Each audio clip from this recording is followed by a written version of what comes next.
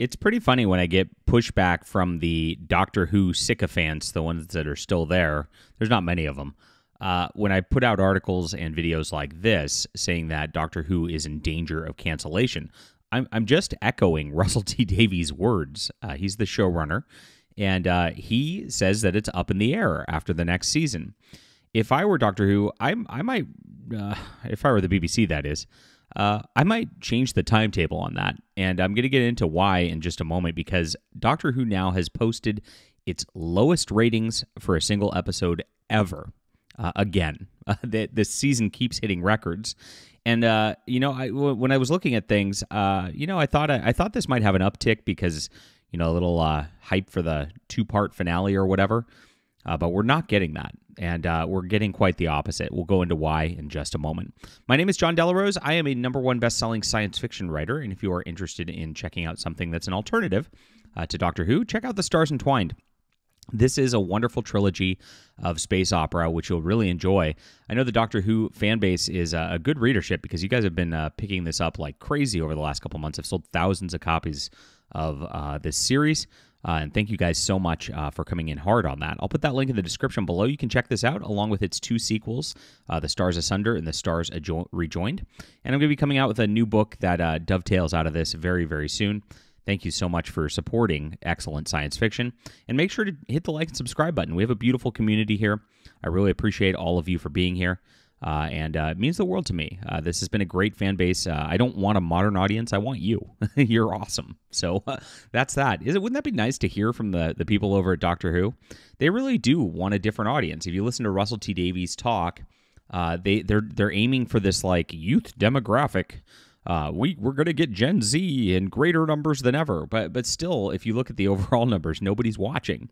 So, your percentage may be higher. That's just because you lost all of the other generations from tuning out, not because you're getting more viewers of a newer generation. That's the way they're spinning this is absolutely crazy. But we have ratings in from the newest episode of The Legend of Ruby Sunday. Now, this is the 7th episode of the season, season 14 here. And it is the penultimate one. They're only doing 8 episodes per season. And by the way, when they call it 2 different seasons, it really is one. This is a Netflix strategy that they've adopted now that they're in the Disney Plus era, where they really commission 2 seasons at once, which is really just one season split into 2. They call it 2 seasons. And that way it looks like it's got a little more longevity, so quote, success, even if it doesn't have that. Because 16 episodes really is what you would have gotten out of one season before. I mean, David Tennant, mostly 14 episodes. So it's very, very close to that. So it's not 2 seasons. They did 1 season. They're splitting it into 2.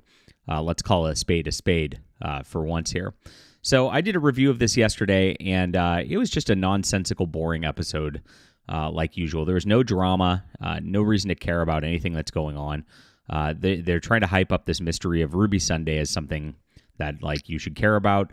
But they failed to do so because they failed to make you connect with the character whatsoever. They were busy having this gay black doctor prance around and do musical numbers rather than actually give you any reason to care. And fans tuned out.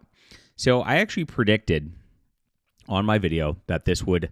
I have to make an admission. I predicted this would drop under 2 million for the episode this week, and I was wrong. I'm so sorry that I was wrong in my prediction. It was at 2.02 million viewers, so very, very close. I was so close to getting that correct. But it did drop off. Now, this is interesting. When I made that prediction, I was a little worried that, hey, maybe they will do some buzz for the sort of finale thing going on. Maybe there will be some buzz, that this will reveal the mystery of Ruby Sunday. But it turned out nobody even cared about that. And if you look at the original ratings for the first episode, it really didn't, it was 2.6. So you only had that big of a pool to care about the Legend of Ruby Sunday to begin with. And so that's a pretty low pool to pull from. And, people said enough's enough. And I think Rogue really sealed the deal there because Rogue, which hit 2.11 last week, was just so insulting to Doctor Who. People watching Doctor Who turn into this like like, gosh, what? How do you even describe this? He's acting like he's on ecstasy or Molly or something, running around like rubbing himself up against this dude. It's very undoctor-like. Even when the doctor had, Rose flirting with him, not the new Rose, the old Rose. It was always kind of her forcing the advances a little bit because he was busy being the doctor saving worlds. This is quite the opposite. This is a big homosexual fetish self-insert by Russell T Davies, who doesn't care about anything other than that, and it insulted the viewers, right? And so this resulted in the next week people tuning out even for the finale. 2.02 million viewers. This is really, really, really bad. And while it didn't hit the under 2 million I expected it to, it's so close that it's showing that nothing's going to revitalize this show at this point. They might get a little bit of a boost for the finale, but it's not going to be enough to really justify much. Now, the last record this set was with the Stephen Moffat episode, who would, quote, never return to Doctor Who. They even tried to trot him back out there and tried to make a whole Weeping Angels scenario out of the marketing for the episode. That didn't work. It was a very boring episode. And so that was the lowest until this point, and now even more people who have tuned out. This is set records. So 4 out of the top 10 lowest rated episodes ever are in this era. Jodie Whittaker, of course, has a lot of other ones that they can, I guess, if they have a second season, they can go for that record again. So we'll see how it goes. We'll see if anybody actually tunes in for the finale. So you've got two minds of this. One, that it's a finale, so people might just be rubbernecking to see what the finale is. Number 2, it's a to be continued from this episode, so you really only are pulling from the pool that watched this episode to begin with. There might be some people who go in and watch both next week together, but I highly doubt that. Now, they're doing a theatrical release for this next week, too, with these as a joined single theater piece that's going to be released in the UK. Like I said, I'm trying to get people to message me if they're going to this. And actually take some pictures. Let me know about empty theaters because I think that's going to be an interesting story. My contacts in the UK who are into Doctor Who all have told me so far they're not going to go. Gosh dang it. That's really a bad sign. So that's going to be very humiliating for the BBC, for Russell T Davies when this all hits because of that. It's really sad. Now, getting back to the rumored cancellation. Now, I reported last year that even before all of this aired, after the 60th anniversary specials, that there were rumors that Gatwa and Millie Gibson were going to be out, that this is going to be churned through very, very quickly. And a producer from Bad Wolf actually messaged me to tell me that that was a lie, that they're going to be contracted through 2029. And then a week after that, it was announced that Millie Gibson would be out of the show midway through next season, which, again, it's just one season. So she didn't even really last a full season worth of episodes.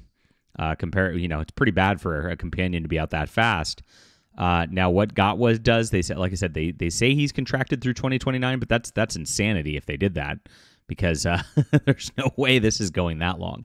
Now, if I were the BBC at this juncture, I would look at what David Zaslav did with Warner Brothers. Now, a couple years ago, they made waves because there was a Batgirl movie that was already filmed, already produced, and he scrapped it completely because he knew it would destroy the Batman brand so badly that they could not recover from it.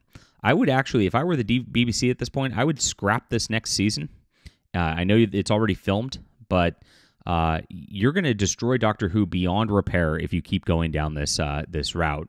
You might be able to just cut it off right now and say, hey, there's a Doctor Who fatigue. Try to use that sort of a PR angle, and then just let it rest for like 10 years and see if somebody else new at that point can come back and make something that ignores this to bring it back.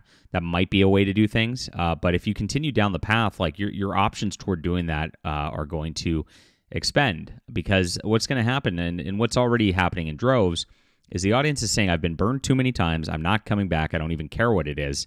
And that's really rough. It's something that you really can't recover from. So that's my recommendation to the BBC, that they just do not go forward with the next season. It is an embarrassment at this point. Russell T Davies has humiliated the brand completely. It's gone. Doctor Who is dead. R.I.P. Doctor Who. Lowest ratings ever. All right, leave a comment. What do you think about this? Did you even watch the show? Let me know. Would love to hear from you. Hit the like and subscribe button. Join us here. And make sure to check out my books, The Stars Entwined, The Stars Asunder, and The Stars Rejoined. Wonderful space opera trilogy waiting for you this weekend.